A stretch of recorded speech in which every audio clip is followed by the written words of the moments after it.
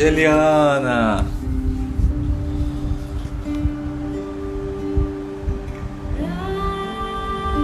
Bom dia, Silene. Bom dia, Eduardo. Sejam bem-vindos à nossa prática de meditação. Oi, Lulu. Bom dia. Bem-vindo a todos, bem-vindo a todos. Oi, Eduardo. Vamos iniciar a nossa prática de hoje.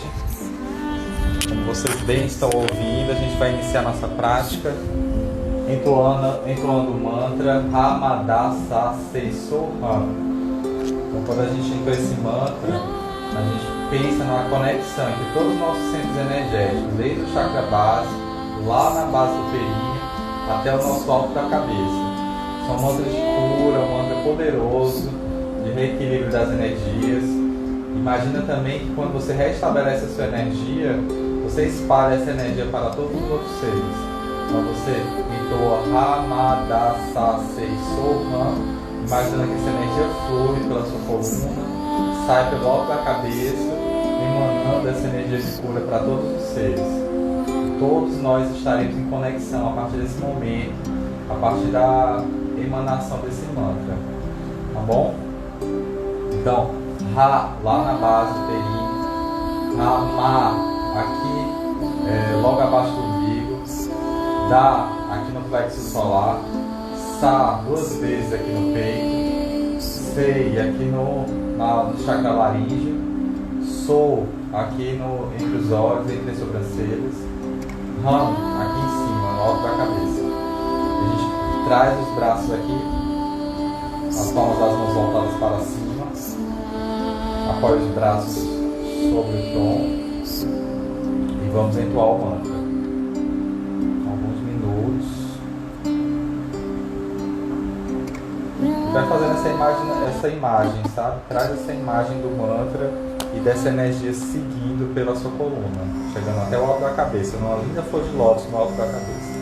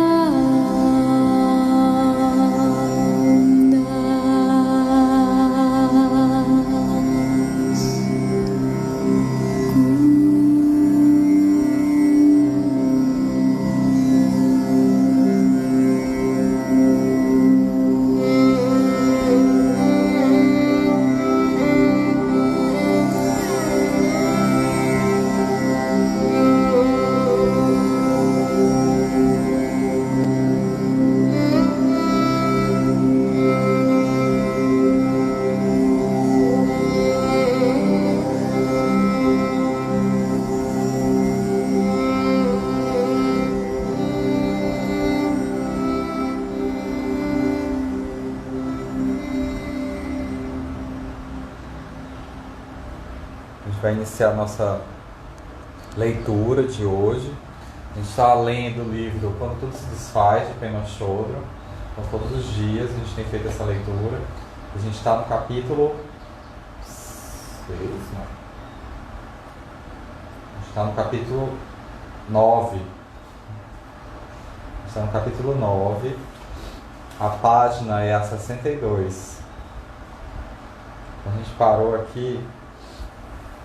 Mas após praticarmos e desejar menos com persistência e coerência, alguma coisa muda. Temos menos desejo, no sentido de sermos menos solidamente seduzidos por nossa história importantíssima. Assim, o caminho do guerreiro consiste em, diante da intensa solidão, conseguir sentar com essa inquietação durante 1,5 segundo. Enquanto que no dia anterior era impossível estar durante um único segundo. Então a gente vai progressivamente conseguindo passar mais tempo dentro da prática de meditação. Então no primeiro momento você não consegue passar 1 segundo, mas aí depois você vai conseguir 1,5 segundo e por aí sucessivamente. Esse é o caminho da coragem. Quanto menos nos dispersarmos e enlouquecemos, mais saboreamos a satisfação da solidão refrescante. Então ela está falando métodos, formas de você lidar com a solidão. E ela chama de solidão refrescante esse momento de você lidar com a solidão tal qual ela é. Como dizia frequentemente Katarig Roche, mestre Zen, é possível ser solitário e não se sentir devastado por isso. Contentar-se é o segundo tipo de solidão. Quando não temos nada a perder.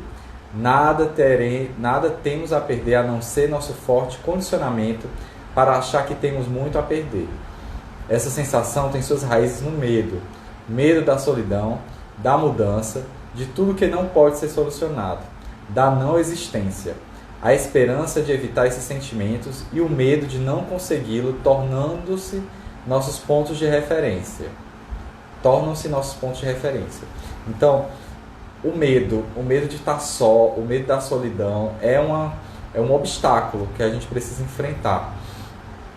Então a gente tem que aprender a lidar com esse tipo de solidão, a lidar com esse condicionamento que a gente tem de rejeitar a solidão, de rejeitar o momento, aquele momento onde você está sem distrações.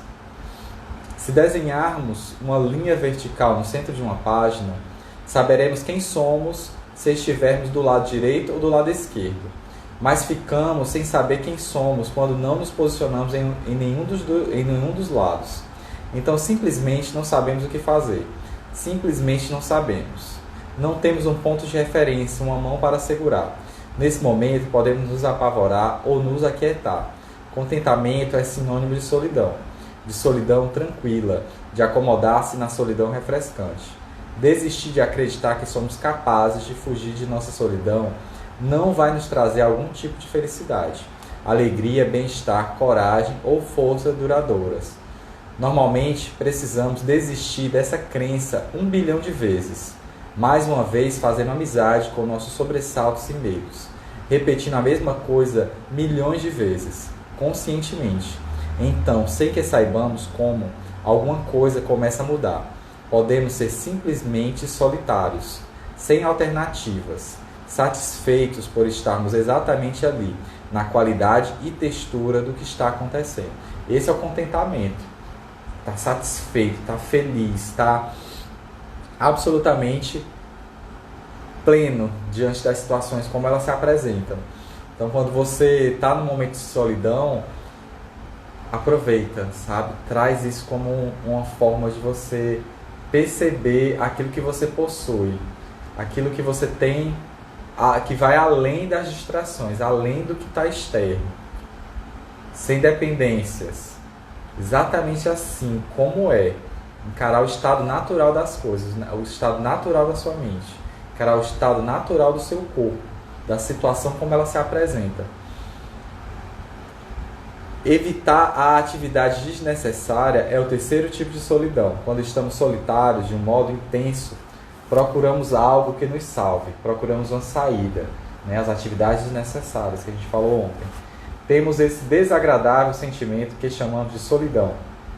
E nossa mente simplesmente se descontrola, tentando encontrar alguma companhia que nos livre do desespero. Essa é a chamada atividade desnecessária. Uma maneira de nos mantermos ocupados para não termos de sentir nenhuma dor. Esse processo pode assumir a forma de fantasiar obsessivamente o amor verdadeiro, de espalhar uma ótima fofoca aos quatro ventos, ou ainda de fugir sozinho para o deserto. A questão é que, com todas essas atividades, estamos buscando companhia de nosso modo costumeiro e habitual, usando as mesmas velhas e repetitivas fórmulas para afastar o demônio da solidão. Não poderíamos apenas nos aquietar e mostrar algum respeito e compaixão diante de nós mesmos? Poderíamos parar de evitar estarmos sozinhos conosco mesmos. Que tal praticar deixar de sobressaltar-se e agarrar-se a algo no momento em que começamos a entrar em pânico? Relaxar na solidão é uma atividade que vale a pena. Como diz o poeta japonês Ryokan, se quiser encontrar o sentido, pare de correr atrás de tantas coisas. Outro componente da solidão refrescante é a disciplina total. Então, vamos voltar aqui um pouquinho nesse anterior da atividade desnecessária, né? Então, a atividade desnecessária também está na questão da imaginação, né? Como é que você imagina as coisas, como é que você cria situações mentais em relação a determinadas situações, né? É o exagero, é o drama, é elaborar, fantasiar, como ela fala, obsessivamente determinadas situações, determinadas emoções. Então a gente precisa relaxar na solidão. A gente precisa aproveitar esse momento para relaxar. O fluxo mental está intenso, a gente observa esse fluxo mental intenso sem dar mais energia para ele, sem colocar mais combustível, e espera que ele vai, com o tempo, ele vai desacelerando. Quando a gente não elabora esse conteúdo mental, ele naturalmente ele vai se desfazendo, vai perdendo essa energia. Se você quiser, como o poeta Ryokan fala, né? Se você quiser encontrar o sentido, pare de correr atrás de tantas coisas. Então, para a gente entender o sentido da existência, a gente tem que parar de correr. A gente tem que parar de ir para o externo, fora. Para e contempla. Aproveita esse tempo, aproveita esse privilégio que nós temos, que é um privilégio que essa vida nos permitiu.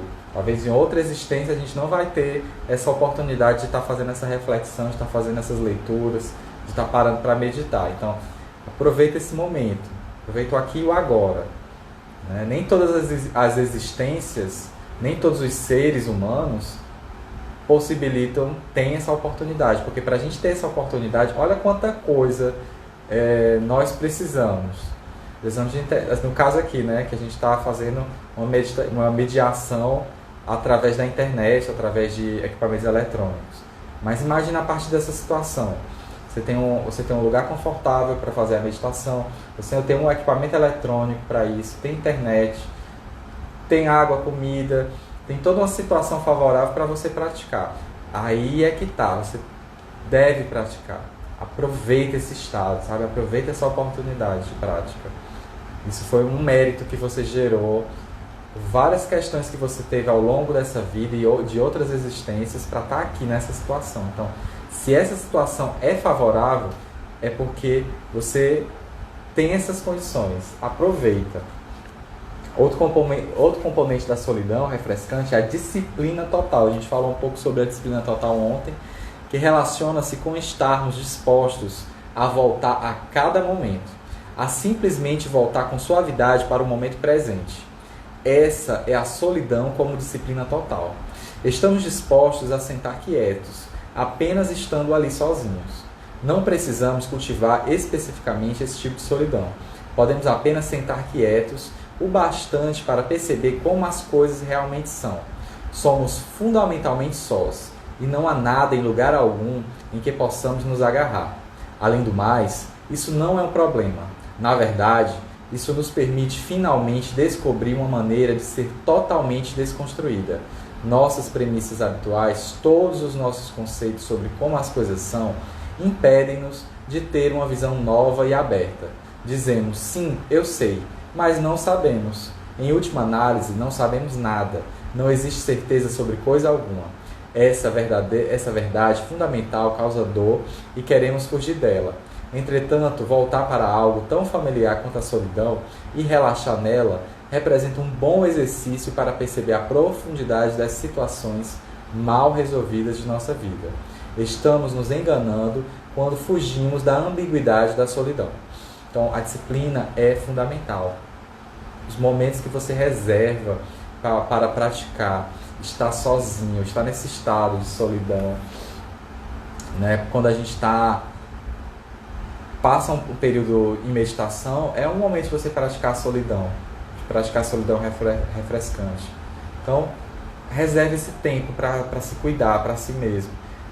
Às vezes você não tem esse tempo, pode ser 1 minuto, 2, porque de repente você tem uma demanda em casa, uma demanda familiar, no caso para quem tem filhos, que os filhos estão ali demandando ajuda, cuidado. Talvez seja difícil dizer isso, mas tenta levantar um pouquinho mais cedo, ou mesmo com as crianças ao redor, tenta manter esse estado de mente quieta, sabe? Mesmo com a criança ali demandando carinho, cuidado, deixa ela perto de você e você fica. Tenta aquietar a mente. Você pode também aquietar a mente fazendo alguma atividade. Sei lá, tá lavando a louça, tá varrendo a casa, concentra naquela atividade. Mantém a mente focada exatamente naquilo. Então, a gente vai criando estratégias, né? Tem uma artista visual que é super reconhecida, que ela não tinha tempo para fazer a produção visual dela, né? Ela não tinha tempo para pintar, não tinha tempo para fazer os trabalhos de arte dela, e ela fazia isso antes de todo mundo acordar na casa, porque ela era a pessoa responsável pelos cuidados da casa. Então, antes de todo mundo acordar, ela reservava um tempinho para fazer a produção artística dela, e ela se tornou uma grande artista, super reconhecida. Então, da mesma forma, quando a gente quer praticar, a gente busca uma estratégia para que a gente consiga configurar a nossa vida diante daquela necessidade. Então, a gente modula, a gente cria uma disciplina. A disciplina ela tem essa metodologia, né? Como as disciplinas de uma universidade, onde você tem lá um conjunto de conhecimentos organizados que você vai em direção a essa disciplina para obter o conhecimento. Da mesma forma, é como você se organiza durante o seu dia a dia. É necessário esse horário reservado para isso, essa organização. Então, se organiza para isso. Independente dessas práticas que a gente está fazendo aqui, porque uma hora essas práticas elas vão encerrar, né? Que a vida vai ganhar outros contextos, talvez eu não esteja mais à disposição por algum outro fator. E aí você vai ter que... A ideia é você manter essa prática. Então você organiza o seu tempo, independente dos fatores externos, independente dessa relação que a gente estabeleceu aqui. Busca organizar essa prática dentro do seu dia a dia. Até em outro momento a gente conversou sobre isso, né? Reservar um espaço, porque o espaço também cria esse vínculo. É igual ir para uma sala de aula. Quando você vai para a sala de aula, você se prepara, né? Você tem uma energia ali que já lhe coloca numa situação mental de estou indo praticar yoga, estou indo fazer uma atividade física, estou indo estudar algo, um conteúdo acadêmico. Então, quando você vai na sua casa mesmo, você reserva um cantinho da sala, esse lugar aqui é para fazer a minha prática. Então, aí você já reserva esse lugar. Isso também ajuda na disciplina, nessa organização mental, nessa organização de corpo, de energia.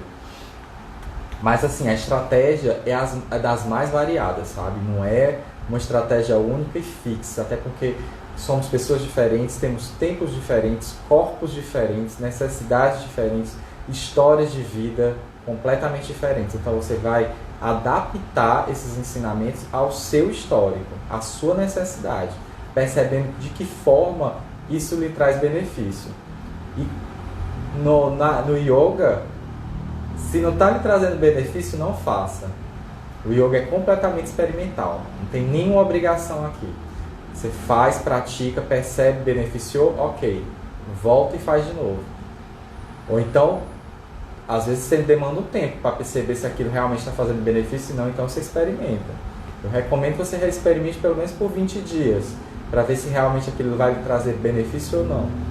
Se não trouxe 21 dias, que é o tempo do hábito, se não lhe trouxe benefício em 21 dias, vá fazer outra coisa. E tá tudo certo, sabe? Sem, né? Não é porque todo mundo tá... Se uma grande fatia da sociedade agora tá fazendo yoga, você tem que fazer, não. De jeito nenhum. Você só vai entrar naquela onda ali se você perceber que aquela onda lhe favorece. Se não, ó, como qualquer outra coisa na sua vida, não vá ficar alienado, como eu vejo pessoas em outras situações, não exatamente no yoga, mas em outras situações, que por algum motivo se vinculou a determinada energia, aí eu me vinculei àquilo e acredito que eu tenho que passar a vida lidando com aquela situação, independente se aquilo me traz benefício ou não. Aquela coisa me traz até malefício, mas eu tenho que ficar ali porque eu fiz um voto, fiz um compromisso lá no passado. Não, sai dessa, muda de onda, muda de frequência. Se a frequência não lhe traz mais benefício, muda, não tem problema nenhum, saia. Perceba até a que momento aquilo lhe realmente lhe auxilia e auxilia aos outros. Porque se não lhe está trazendo benefício, esse benefício não traz benefício para as outras pessoas, algo está errado no que você está se propondo a fazer. Viu? Inclusive para a política, tá? Então, a solidão ela é ambígua. Então, a solidão tem as suas características, tanto negativas quanto positivas. A gente tem que aceitar a solidão da forma como ela se apresenta, sem rejeição. Quando eu rejeito a solidão de qualquer forma, seja porque em algum momento ela está sendo negativa, ou porque, sei lá, eu reafirmo que a solidão é positiva, a gente tem que aceitar esses aspectos, né? Esses aspectos que a solidão ela reflete muito o que nós somos. Não vagar pelo mundo do desejo é outra maneira de descrever a solidão refrescante. Então, a outra forma da gente lidar com a solidão é não vagar pelo mundo do desejo. Vagar pelo mundo do desejo envolve procurar alternativas, buscar algo que nos conforte. Comida, bebida, pessoas. A palavra desejo inclui aquela qualidade de vício que já mencionamos.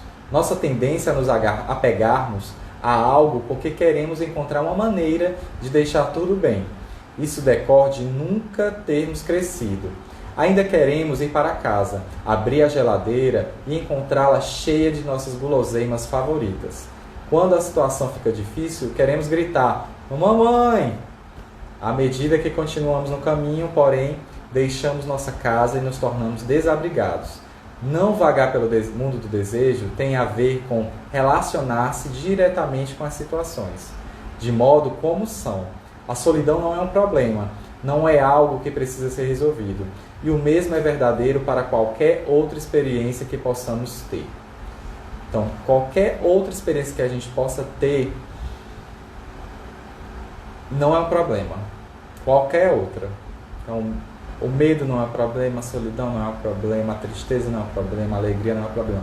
Nada desses sentimentos são problemas. Então, a gente tem que aceitar a situação como ela é, sem estar atrás da idealização, sem estar sempre pedindo por socorro, achando que mamãe vai vir, né, e resolver as suas questões, né? A gente vai perder esse território. Quando a gente se propõe a entrar no caminho do yoga, no caminho da meditação, a gente sai da zona de conforto e entra para uma zona completamente instável, uma zona onde não tem onde se apoiar, na areia movediça que é a realidade. A realidade é uma areia movediça, a gente não tem onde se fixar, a gente bota o pé e o pé está afundando, a gente caminha mais um pouquinho e o pé está afundando. Então, é o entendimento das coisas como elas são, impermanentes, mutáveis. E quando a gente ganha essa qualidade, a gente entende isso, o sofrimento ele passa a existir, ele continua existindo, o sofrimento não deixa de existir, mas ele não chega ao ponto de desestabilizar, tirar a tua estabilidade, que você não consiga se mover, que você não consiga ter lucidez. Então o sofrimento vem e você tem lucidez diante dele, você entende a qualidade do sofrimento, você chora, você sofre, mas você entende os aspectos daquela sensação. É um sentimento diferente, é um sentimento que não brota do desespero, né? E até brota, né? Porque o desespero vem da desesperança, mas é uma paisagem totalmente nova, sabe? É lidar com as coisas da forma como elas se apresentam, sem sofrer pela expectativa, sem sofrer pela idealização do que normalmente a gente convenciona as coisas. Então, não buscar segurança Nos pensamentos discursivos é outro aspecto da solidão refrescante. Puxaram nosso tapete. A festa acabou. Desta vez não temos saída. Não buscamos nem mesmo a companhia de nossa constante conversa interior sobre como as coisas são ou não são. Sobre se são ou não são. Sobre como deveriam ou não deveriam ser. Como poderiam ou não poderiam ser. Na solidão refrescante, não esperamos que nossa tagarelice interior nos traga segurança. Essa é a razão pela qual somos instruídos a rotulá-la pensando. Ela não possui realidade objetiva, é transparente e não pode ser agarrada. Somos encorajados a apenas tocar essa tagarelice e a permitir que se vá, sem fazer muito barulho por nada. Então a gente sente a tagarelice, a gente observa, acolhe, mas não alimenta. Então a tagarelice interior, ela tá ali, ó, blá, blá, blá, blá, blá. E a gente às vezes quer se apegar à tagarelice como uma forma de entendimento das coisas, mas a tagarelice não é entendimento das coisas. Às vezes é só barulho mental mesmo. Então você começa a reclamar de uma situação e começa a entender, tentar entender as coisas a partir da reclamação, o mundo começa a se tornar negativo, né? As coisas ficam... As coisas até começam até não dar certo. Porque a tagarelice negativa é tão forte que você só vê o lado negativo das coisas, né? Então, nada serve, nada presta, nada é bom o suficiente. Então, a ideia é você não dar atenção a essa tagarelice. A gente vai entrar em outra forma de observar o conteúdo da mente. É uma forma mais analítica, é mais objetiva. Então, o conteúdo vem, aí você observa, aí você percebe se aquele conteúdo realmente está alinhado com os seus projetos pessoais, com o seu conteúdo interno. Aí não tá, você deixa passar, você libera aquele pensamento, aquela sensação, aquela imagem. Assim a gente consegue se livrar de várias coisas, inclusive de preconceitos, por exemplo. Muitas vezes a gente é coberto de preconceitos, porque a nossa vida inteira a gente foi alimentado, né, por certas visões de mundo que são distorcidas e que são formas de proteção de determinados grupos, né? E aí quando você com certeza vai ter um momento que você vai entrar num desses alinhamentos mentais. E esse pensamento vem. Você observa, percebe que aquele pensamento não deve ser proferido, não deve ser utilizado, e aí você deixa passar. Você deixa no automático, você vira aquela pessoa que está ali sempre falando dos mais diversos assuntos, as mais diversas bobagens, sabe? Aquela pessoa que é incômoda, você percebe, lá vem, aquela figura ali, lá vem, vai falar alguma coisa ruim. Então, para você não ferir essa pessoa, ou não ser essa pessoa, se a gente já é, né, de repente a gente já é e nem sabe, né? Porque a gente não está ciente do nosso conteúdo mental, a gente começa a falar, fala tudo que vem à mente. Para e pensa o que é que eu estou falando, qual a minha atitude mental, essa tagarelice eu estou dando força ou não estou, a atividade é desnecessária, que atividade desnecessária eu estou fazendo? E aí a gente não busca segurança nesses pensamentos, a gente simplesmente libera eles, deixa ser eles como são, simplesmente ilusão. Pensamento é ilusão, pensamento não é o que nós somos. Você imagina um sonho durante a noite. Um sonho durante a noite é realidade? Então você sonha que caiu. Você acorda machucado? Então essa é a natureza dos nossos pensamentos. É maravilhoso, né? É incrível, né? A gente cria uma paisagem deslumbrante durante os sonhos. A gente sonha as mais diversas possibilidades. Sonha que está voando, sonha que está correndo, sonha que está comendo. Mas nenhum daqueles fatores ali são existentes, né? Eles têm existência. Eles são projeções da nossa mente. E essas projeções da nossa mente, elas não ocorrem só durante o sono. Elas ocorrem durante o dia a dia, durante a vida. Nesse momento aqui a gente está sonhando junto. A gente está sonhando através dessas palavras que eu estou falando, desse livro que a gente está lendo, está sonhando através dessas imagens, desse canal, né? São tudo possibilidades que a nossa mente cria. A nossa mente capta essas imagens, capta esses conteúdos e interpreta. Então, nem todas as interpretações são universais. Às vezes você está me vendo de uma forma, outra pessoa está vendo de outra, e por aí vai. Cada um vai vendo de de uma maneira ou de outra. Então isso aqui está aberto para um público bem abrangente. Tem gente que se vincula ao que a gente está conversando aqui, tem gente que não se vincula porque não desperta interesse nela, não tem o conteúdo que está sendo expresso aqui, não é um conteúdo nem de imagem, nem de texto, né, de conteúdo intelectual que acesse essa pessoa, então ela não se vincula. Então assim é tudo na vida, né? A gente tem interpretações do mundo e a gente tem que aprender a acolher as nossas interpretações do mundo. Quando a gente fica em solidão, né, esse momento de solidão, é o momento da gente estar em contato com como a gente interpreta as coisas, sabe? Entender essa interpretação, fica até mais fácil a gente entender como é que os outros interpretam a realidade. Muitas vezes a gente quer que todo mundo tenha a mesma interpretação da realidade, não é? E aí não dá. E aí a gente sofre, a gente tem raiva, a gente quer obrigar o outro a ter a mesma interpretação. Mas se a gente mesmo não consegue acolher a forma como a gente lida com a realidade, como é que a gente vai dar espaço para o outro? Como é que a gente vai entender o outro nesse contexto? Então, é preciso a gente nos entender como seres, como é que formamos as imagens, como é que a gente entende os conteúdos. E que aí a gente consegue abranger mais pessoas para esse lugar, né, de acolhimento. A gente tem que aprender a se acolher para acolher o outro. Se a gente rejeita muitas pessoas, provavelmente você não tem se acolhido. Você não tem mergulhado aí nas suas sombras. Porque as nossas sombras são muito semelhantes. Só a forma como a gente olha para elas que é diferente, mas são muito semelhantes. A mesma sombra que você tem, eu tenho. E como é que eu lido e entro em contato com essa sombra? Parando, acolhendo, respeitando, observando e me dando essa possibilidade. O entendimento da ambiguidade é entender que a gente pode se liberar dessas sombras, que a gente pode sair dessa sombra. Então essa mesma liberdade que eu me dou, eu dou para o outro.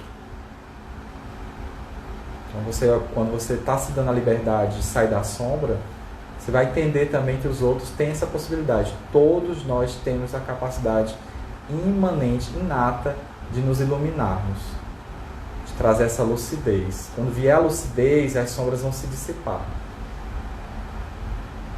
A gente cria esse espaço, até um momento que a gente vai chegar na iluminação, no samadhi, de realmente a gente se liberar dessas sombras, da ilusão.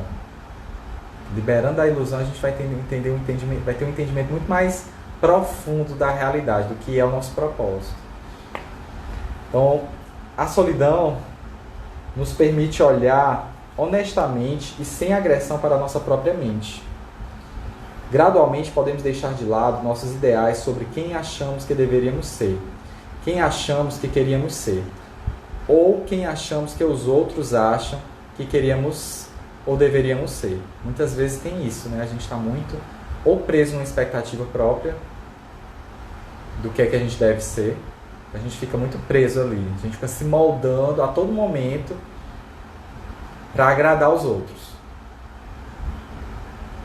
Ou para se agradar. Quando o juiz é você mesmo, ainda às vezes é mais duro ainda, porque você tem uma visão tão idealizada de você mesmo que, nossa, você anda completamente robotizado perante o mundo, diante das situações. E quando você se molda para os outros, aí também é bem difícil, porque você está sempre ali na imaginação de estar cumprindo a expectativa do outro, de querer ser amado, de querer ser acolhido, recuperando aquela mesma sensação da infância, que você tinha a atenção completa e restrita da sua mãe. Aí você estabelece isso para todas as relações. Quero ser amado igual como eu fui amado pela minha mãe. E aí você cria a idealização das pessoas. Se a pessoa não corresponde àquilo ali, aquela pessoa é má. Você joga a responsabilidade para o outro. Então a gente tem que descobrir isso em nós, né? Descobrir essas fontes de carência, de onde vem, como é que funciona isso. Como é que essa energia brota numa situação que você não está confortável, numa situação que você rejeita. Então ela fala, desistimos e apenas olhamos diretamente com humor e compaixão. O humor é fundamental nos ensinamentos. Você lidar com todas as situações com humor. Sabe? Como se você fizesse aquele... não é sarcasmo, não é rejeição, né? Não é o humor que rejeita as situações, não. Mas é saber lidar de uma forma mais agradável, sabe? É tipo, você errou e errei de novo.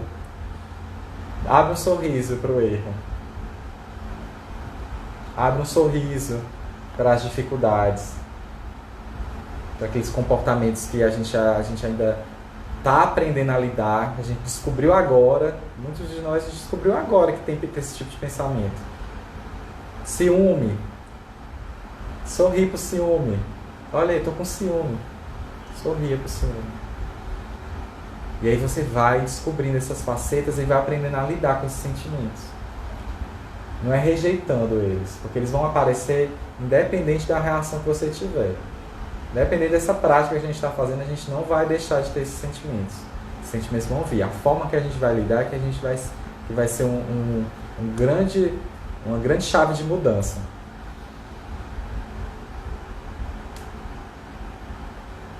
Desistimos e apenas olhamos diretamente com amor e compaixão para aquilo que somos. Então a solidão não representa mais ameaça. E a melancolia deixa de ser punição. A solidão refrescante não nos fornece soluções e não nos dá um apoio. Ela nos desafia a entrar em um mundo onde não existe ponto de referência, sem polarizá-lo e sem cristalizá-lo. Então, a solidão refrescante não nos fornece soluções e não nos dá um apoio. Ela nos desafia a entrar em um mundo onde não existe ponto de referência, sem polarizá-lo e sem cristalizá-lo. Esse processo é chamado caminho do meio, ou trilha sagrada do guerreiro. Você saberia aproveitar essa oportunidade de ouro quando acordar pela manhã e de repente começar o sofrimento da alienação e solidão? Em vez de se atormentar ao sentir que algo terrivelmente está acontecendo, exatamente ali, no momento da tristeza e da saudade, poderia relaxar e tocar o espaço ilimitado do coração humano. Experimente da próxima vez em que tiver essa oportunidade. Então ela fala, quando você está nesse momento de solidão, aproveita, relaxa nesse espaço ilimitado do coração. Sente o que está acontecendo. É uma oportunidade de ouro. Não tem uma solução. Não existe ponto de referência. Não existe polarização. Né? A gente está no mundo hoje muito polarizado, né? E a polarização é algo terrível, porque a polarização ela nos obriga a excluir um grupo. Né? A gente exclui. Se eu estou no grupo A, eu vou excluir o grupo B. Se eu estou no controle, né, digamos, se eu entrei no grupo A, meu objetivo é o controle dos grupos, né? Aí eu estou ali. Aí eu vou excluir o grupo B, porque eu só me identifico com o grupo A. Da mesma forma o grupo B não. As coisas têm que acontecer do meu jeito, então eu polarizo, sabe? Eu crio essa polarização, eu sempre vou estar excluindo o outro. E não tem que excluir o outro, é igual aos seus sentimentos. Dentro de você tem polaridades. O yoga vai falar muito disso. A gente faz respiração na Dhyana, por exemplo, para equilibrar as nossas energias. Porque a gente sabe que tem polaridades dentro da gente. Tem energias que são antagonistas, né? Assim, são energias que se opõem. Mas o ideal é a gente desfazer essa ideia de polaridade. A gente trilhar pelo caminho do meio. Mesmo lidando com as diferenças, a gente não entra no A nem no B. Ah, não, eu só vou querer ser uma pessoa cheia de energia. Ah, não, eu vou querer ser uma pessoa muito tranquila. E não, você vai entrar ali e lidar com as duas possibilidades. E caminha pelo meio. Entendendo que as diferenças é o que nos enriquece. A gente precisa viver num meio social de diferenças. Precisa acolher o diferente. Você pode até não concordar com a pessoa, mas você não vai excluir ela do seu projeto de vida. Se seu projeto de vida é o bem-estar de todos os seres, se você tem em mente que todas as pessoas sejam felizes, não só as pessoas da minha família, nem os meus amigos, mas todas as pessoas, todos os seres humanos. Quando eu estendo a felicidade para todos os seres, muito provavelmente a sua felicidade vai ser ampliada. Por quê? Porque a gente vive num só planeta, a gente vive numa comunidade interdependente. Tudo que eu possuo aqui comigo depende de outras pessoas lá fora. Eu não sei fazer essa camisa, eu não sei fazer essa calça, não sei fazer esse tapetinho de yoga. A gente vive num coletivo, a gente depende um do outro. Tá ali tudo num amálgama. Esqueci o nome dessa palavra. Amálgama, né? Chama, que é a junção de elementos. Então a gente está nessa possibilidade, a gente é essa possibilidade. O planeta é essa possibilidade. Então a gente precisa primeiro entrar nesse contato de solidão, aproveitar essas possibilidades que não vieram hoje, não vão vir só amanhã, mas sempre a gente vai ter um momento que a gente vai estar só. E aí aproveitar a solidão como um aspecto da prática. Como é que eu pratico na solidão? É se auto-observando. Então a gente vai fazer um exercício aqui, que é essa auto-observação. São poucos minutos, já que a gente já está encerrando. Vou fazer uma prática de meditação. Se você quiser continuar depois, você pode continuar. Então a recomendação é buscar sentar-se confortavelmente. Pode ser numa cadeira, pode ser dessa forma, como eu estou, na postura do lótus. E observe o conteúdo da sua mente. Só observe. A recomendação vai ser essa. Se quiser fechar os olhos, pode fechar os olhos também. Observa, concentra no que você está, o que está passando na sua mente.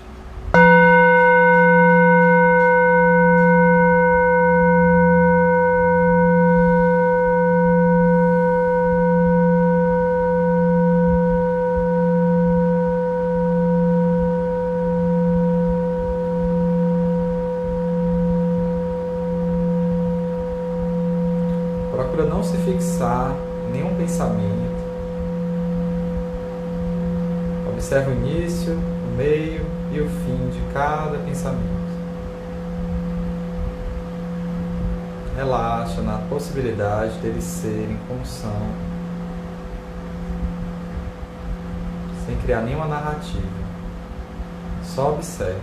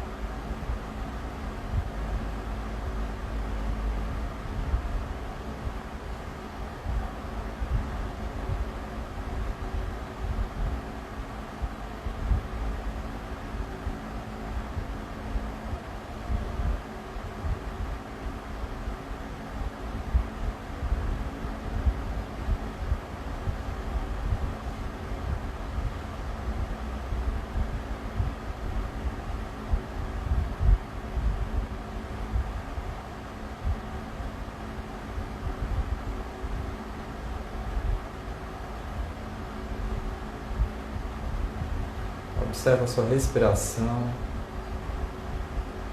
o ar entrando e saindo pelas narinas.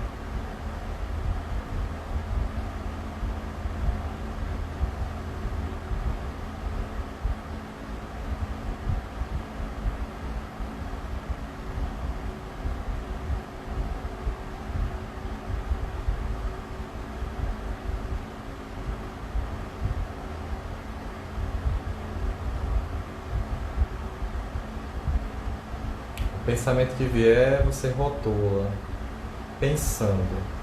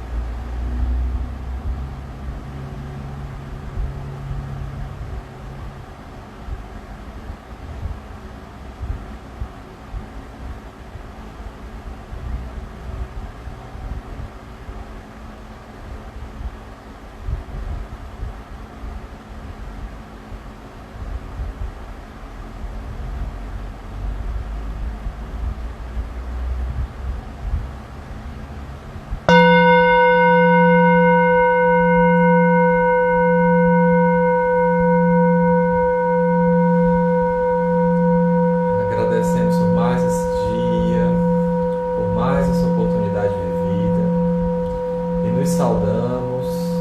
Namastê. Gratidão, gratidão a todos, gratidão a todas. Até o nosso próximo encontro, às 9h30 tem prática de yoga aqui pelo Instagram e às 18 horas lá no YouTube. Então a gente mantém o nosso encontro, nossa programação durante esses dias. Quero agradecer a colaboração de todos, agradecer aos nossos apoiadores que gentilmente estão nos ajudando financeiramente, financiando o projeto. Se você sentir, se tiver interesse de financiar o projeto, manda um direct para mim, que eu explico como está funcionando esse financiamento, tá certo? É muito importante para a gente, nesse momento, esse apoio.